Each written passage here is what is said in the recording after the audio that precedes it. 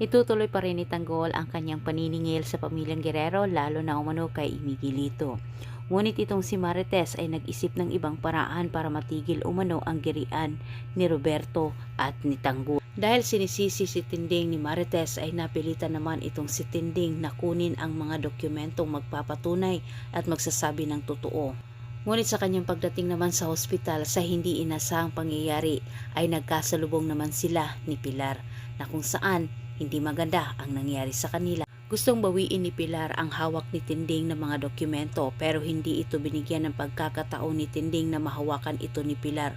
Wala umano itong karapatan kundi si Marites lang at meron lalo na si Tanggol. Sa pagising ni Tanggol, hindi na nagawang itago pa ni Marites ang katotohanan. Isa-isa na niya itong ikwinento.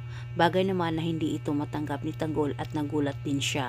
Agad sinabi ni Marites kay Tanggol ang totoo na sa pagkaakala naman nito ay matigil na ang girian nila Roberto, Tanggol, Ramon, Miguelito at Gustavo. Subalit mas lalong nanggigigil itong si Tanggol at nagliliyab sa galit dahil hindi niya matanggap na ang mga Guerrero ang dumido kay David, sarili nitong kadugo. Hindi naman naitago ni Marites dito kay Ramon at ang buong akala ni Ramon dahil may dugong Guerrerong nananalaytay sa kay Marites ay mahati na ang loob ni Tanggol at hindi na ituloy ang pagtakbo nito bilang mayor at itigil na ang kalabanin ang mga Guerrero. Bagkus sobrang nagulat naman itong si Ramon dahil iba ang sinabi ni Tanggol sa kanyang inasahan.